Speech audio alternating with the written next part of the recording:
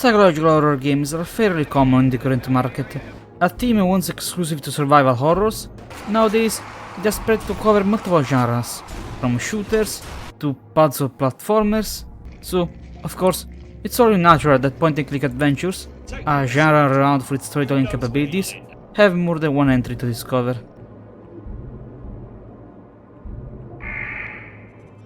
One worthy of attention is Strangeland, a surreal nightmare journey through a twisted carnival.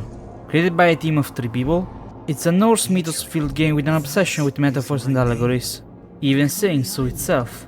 It's among the list of titles I would suggest to someone who may not see games as a medium to convey genuine prose, and overall, just something I believe could be talked about more. The game starts with the protagonist, referred as the Stranger, waking up in an unfamiliar place, and having only one path to go on, he heads towards the carnival, in front of which he meets a sentient clown head that seems to have met him before, and is annoyed by his seemingly recurring encounter. You know, you used to laugh a lot more. Oh yeah, sorry! A lot of my training involved repeated blows to the head. Names and faces aren't my strong suit. Or, you know, dates or names. Inside, he witnesses a pale-haired woman plunge inside a well, and despite not knowing her, he is trying to find out who she is. In this realm, that works differently. She's not gone, Querent. Merely dead. Again and again she comes to this well, to weep and leap at the sound of the shriek. Which of you will save the other?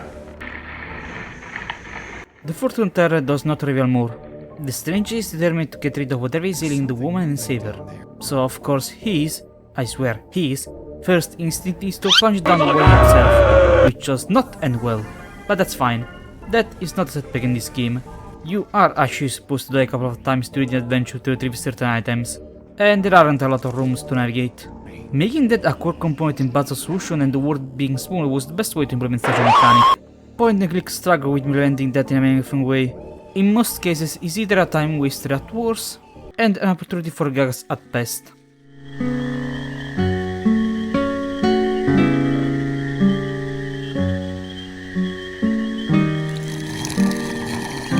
After the accident at the well, the stranger receives the call from a nearby phone, from someone who sounds just like him. Whoever they are, they inquire that the stranger's mind is a matryoshka, and also that if he ever gets stuck, he can press the 0 on the phone booth. This voice is a major component of the game. Multiple times he will call the stranger to berate him. Listen, we've been trying to reach you about your car's extended warranty. At the northern gate, the path branches in two. The one on the left points towards a shooting gallery style minigame that grants Bring yourself a bottle of Nepenthe, the brew that puts a bullet in all your bad thoughts. Nepenthe is a kind of plant mentioned in the Odyssey, specifically as a fictional medicine for sorrow, a drug of forgetfulness, something the stranger won't drink if prompted. A player can either beat the minigame by using fast reflexes, or by sabotaging the machine so the targets stay on longer, which is something in the commentary the devs talk about. They have implemented multiple solutions for certain puzzles, driven by their love for Sierra-style point-and-clicks that got overshadowed by the Secret of Monkey Island and its design philosophies.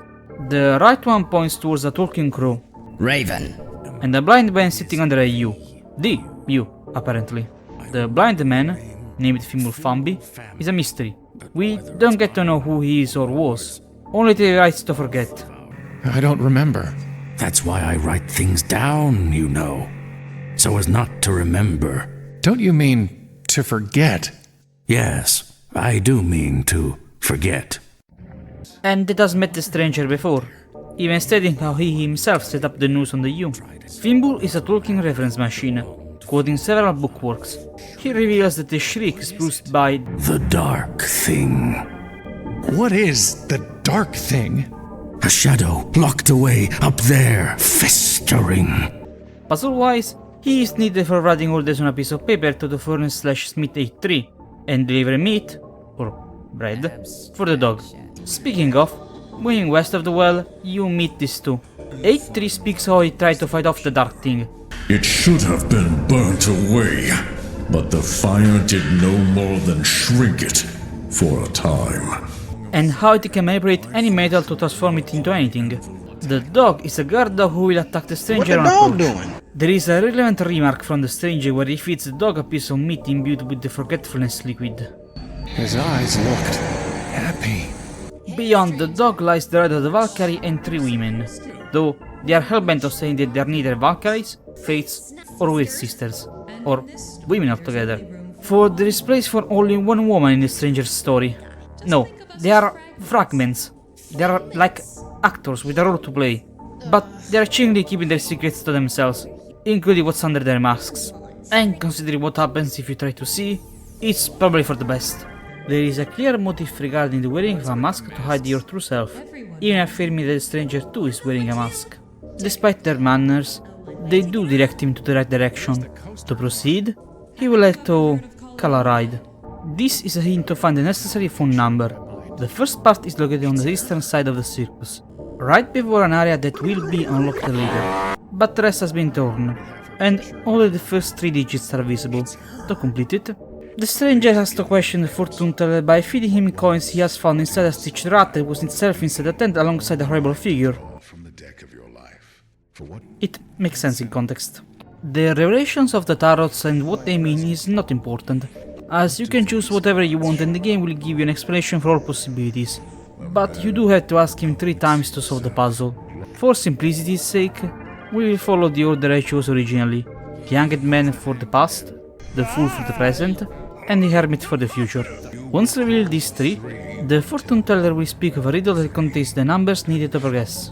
A riddle I did not solve and had to rely on the in-game hint system until it called me an idiot for not figuring it out. I guess I deserve it. Calling the number and confirming the stranger's readiness, the cart number 3 arrives, and he jumps on board to reach the dark thing. Before he can do anything, he suffers a hallucination. As a matter of fact, several of these have been triggered before getting here. They are short cutscenes showing the woman in distress. The artisan I talked about them in the commentary. He challenged himself to create unsettling cutscenes without having to involve any blood. They were inspired by Gaga Conti with 1992 Dark Seed. Some can be a little bit creepy.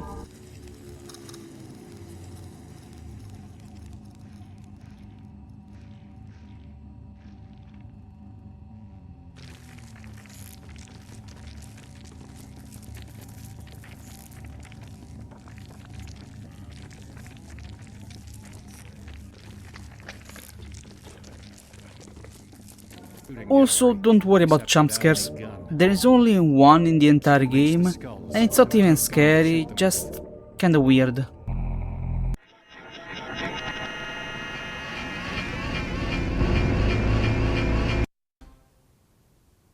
Well, let's not do that again. Back to the story.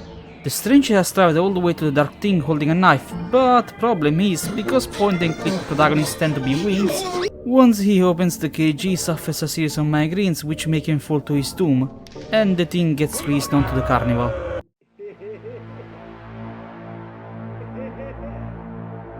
Much to the dismay of the inhabitants, as the dark thing is set loose and killing anyone who has helped the stranger, first of which is the fortune teller who, before getting impaled, drops several hints on how to progress.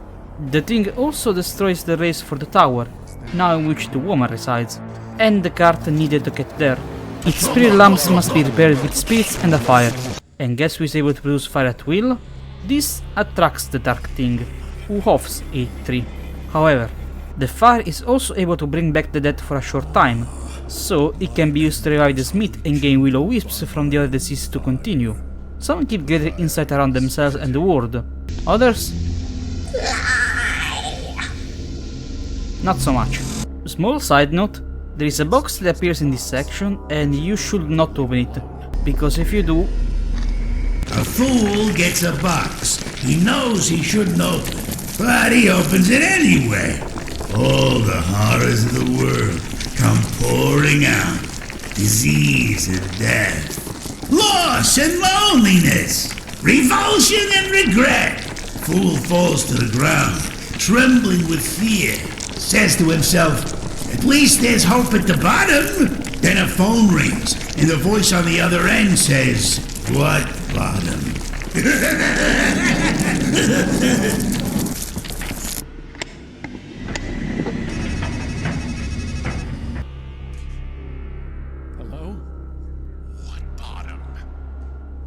This has no effect on the ending, it's for an achievement.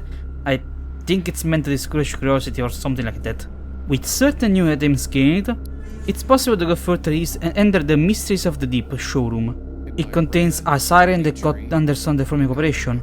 She can't remember her name and wants it back, willing to sharpen the stranger's knife if fulfilled, and a thin-skinned telepathic acid-spewing giant starfish. Rage baiting the creature into splitting is actually an intended puzzle for you to figure out. To deal with the broken railway, the stranger will have to delve deep into the well, in which the first thing he finds is a chrysalis with inside a giant cicada that the stranger rides to the bottom. Two things reside there, a small rock formation emitting a golden light, and a crying man in one of the wagons. He is outside Rota, and has a lot of important things to say. Who are you? Outside Rota, locked inside a cage. Husk Rota, hollow Rota, keen and clever Rota. For edges and craft are all they left of me. All who left of you? Who put you here? When they killed my boy inside Rota, they hollowed him out and locked me in. For a boy's life and a man's freedom, I took their blood silver and worldly wisdom and built this cage myself with what they gave me. You of all people should know that we plan our prisons with our own minds and shape our shackles with our own hands. Do you know anything about the Dark Thing? Where it came from, how it can defeat it, anything?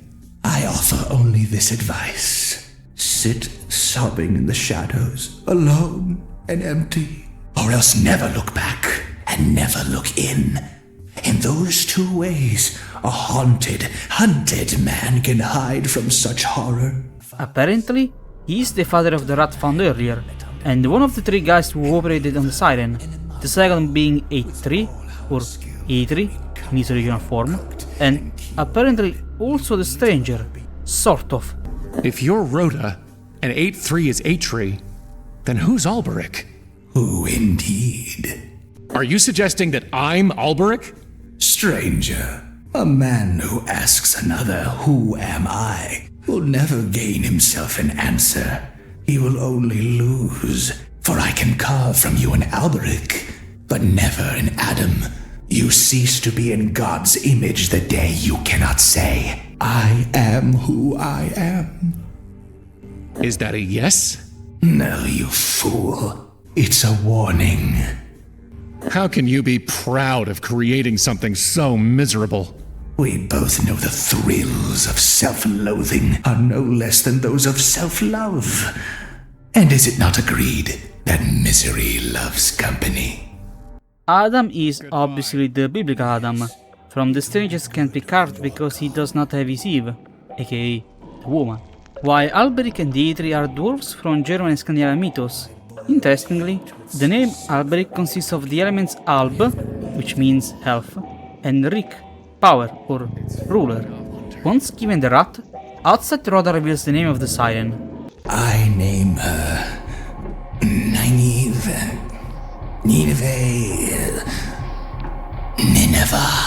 Yes, Nineveh. What's happening? No! Questioning him in that, he shames the stranger, for in darkness he found not peace, but a hiding place where it could wallow in misery. Inside the formation, the stranger finds a bundle of golden hair, and it's not a metaphor. The hair is made of literal gold. Delivering the name to the siren, she produces a knife as sharp as tragedy, and she burns out to the strain. With this knife, it's possible to enter the tent where inside Rota was found, and witness the horrible thing. Come see the lovely Teratoma. Watch her sway her shapely legs, stare into her shining eye, and touch her tender lips. What is this? This puzzle is incredibly simple. Retrieve the eye. How? By feeding the mouths of pieces of meat. You just need to do it 2 times, then the game is going to repeat the same animation. On loop. 4 more times. The eye is for Fimble Fambi. Now, you can write down the word wings without any problem. And then the dark thing eliminates him too. His spirit seems to have found peace, in a world with no vision, no memories, no words, only the sound of the doves. With order in one hand, and bundle of gold hair in the other, the stranger can now create a pair of golden wings to fly towards the top of the tower. But of course, it's not that easy. A giant crab spawns. It must be defeated by putting acid on its claw, blinding it with the flames, and then throwing the knife into its mouth. This provokes the ward, and the inventory items, to melt down. The stranger gets teleported into... So, Deadland is a twisted version of the carnival. All the familiar locales have been replaced with cyber-organic environments, and almost all the denizens of the carnival have been replaced with variations of the stranger. So, now the giant clown is now the giant stranger's head, the fortune teller is now the literal stranger's head, Fimbulfambi is now the stranger blinded, you get the point. Once gotten the head in the glass back, the stranger talks to the variation with the body of a crow, Raven. It defines itself as a fragment of the stranger's imagination, and makes a lot of remarks towards him. Life has killed the dream you dreamed. But don't worry, everything else here is dead too. That's why they call it Deadland. Deadland? Am I? A headless man walks in a world of ghosts and he wonders, am I a dead man dreaming he's alive?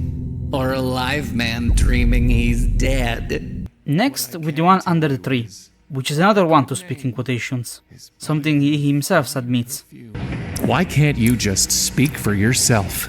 Because fools multiply words, while a man worn by wisdom knows there is nothing new under the sun. He makes several remarks about the dead and the pittiness, but what he needs is something to stop the drip of snake venom falling on him. He also serves a similar purpose with the order writing. Down the pit, the stranger falls through a cyclone, questioning when he is going to hit the bottom. What bottom? Following the light, he gets saved by the cicada. You? Yes, me. Now listen. In the world of entomology, an imago is an insect in its final mature state, typically winged.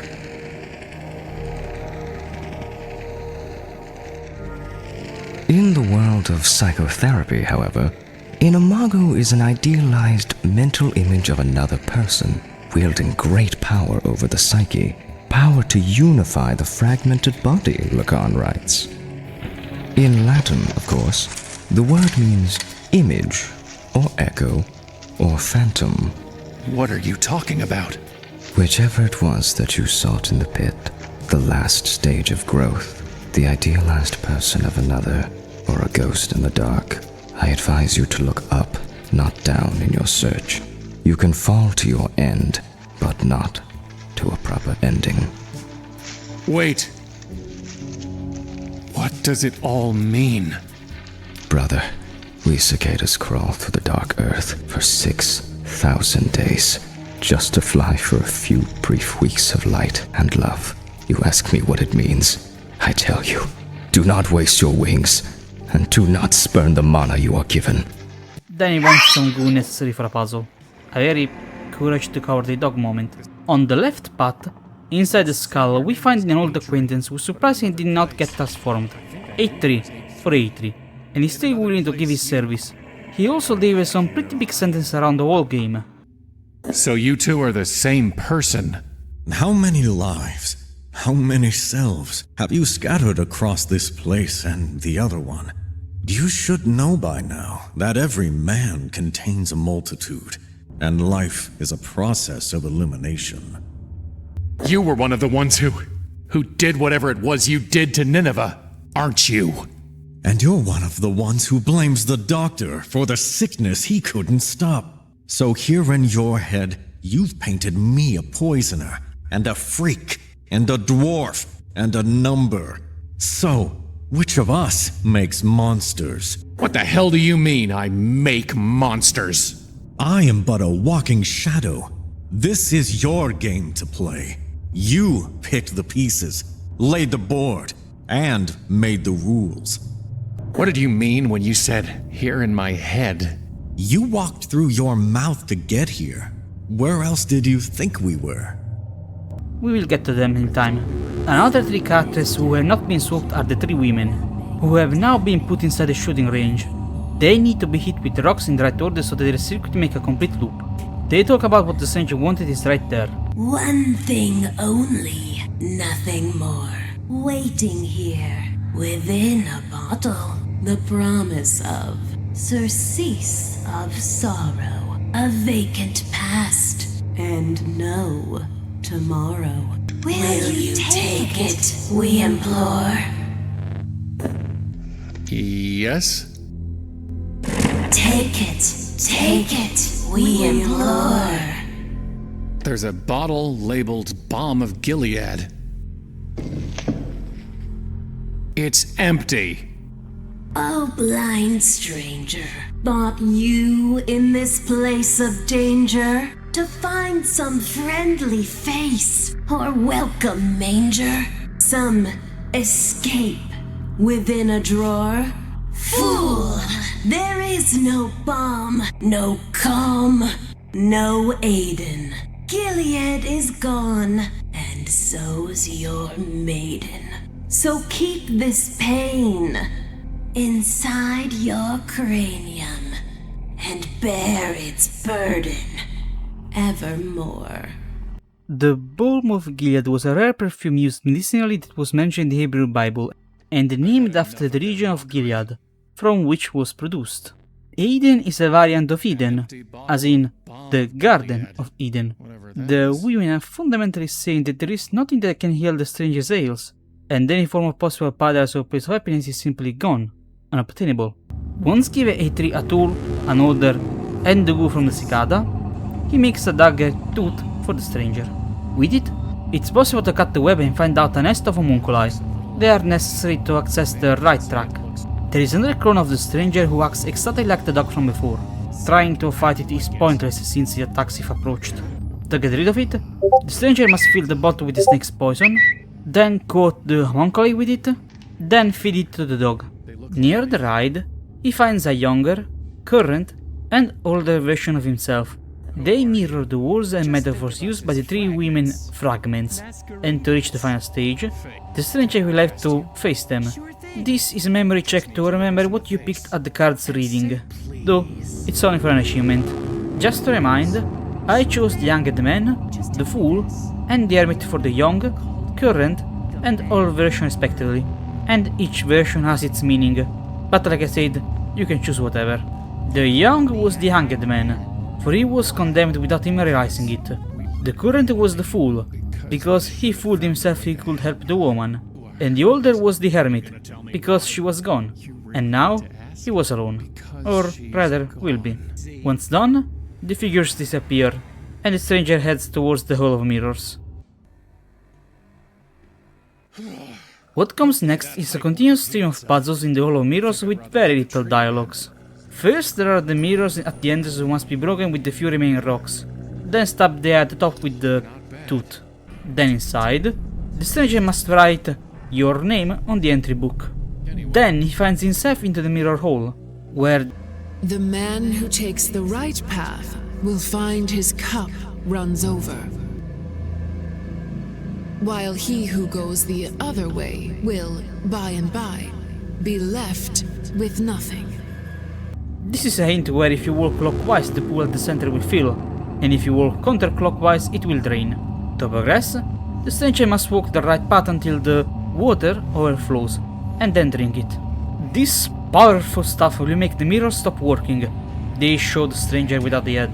Except for the ornate ones, who show a raven stating how the stranger envies the raven's trait of mating for life, a rat talking about distorted visions and blindness, and a dog who will hunt the protagonist until he has swallowed his word. The shards taken from the ornate mirrors are used to repair a mirror on the other side, but it has a missing part, who has fallen to the bottom of the pool.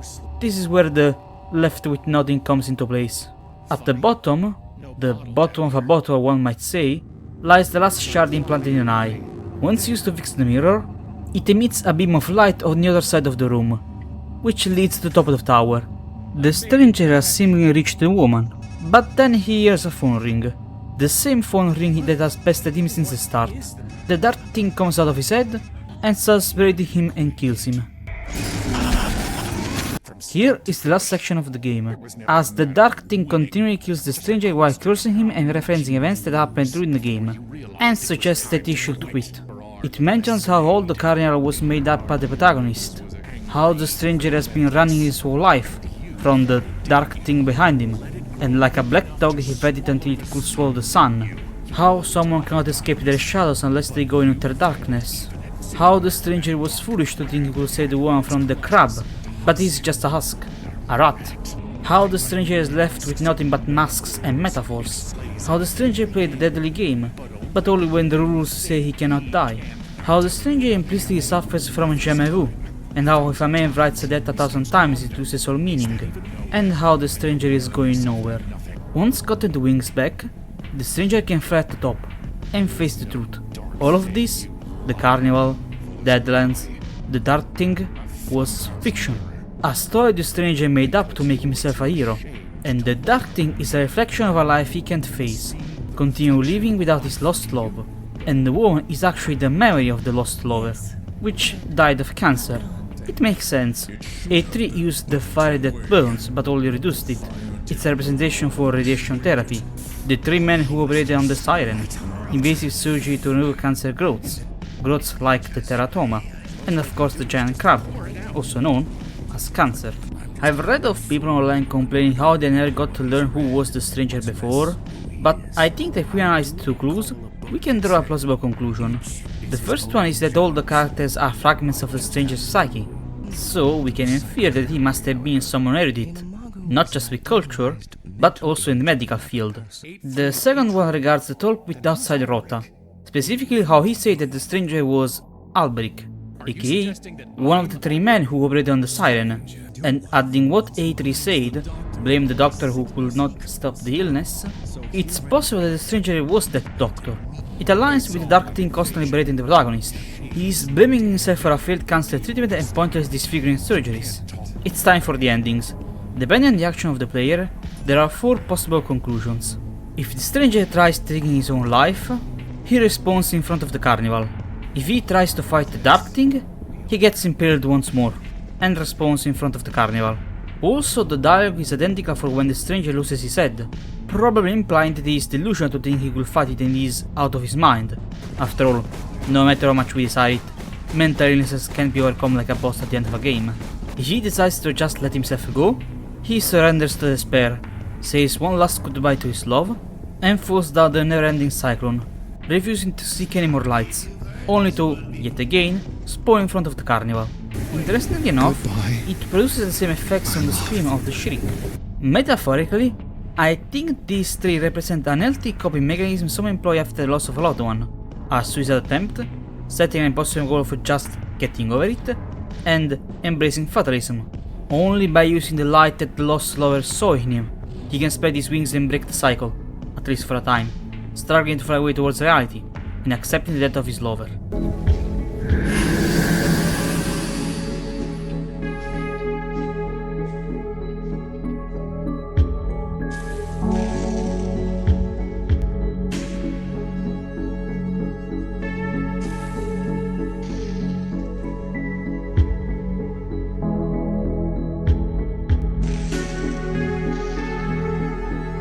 Goodbye, my love.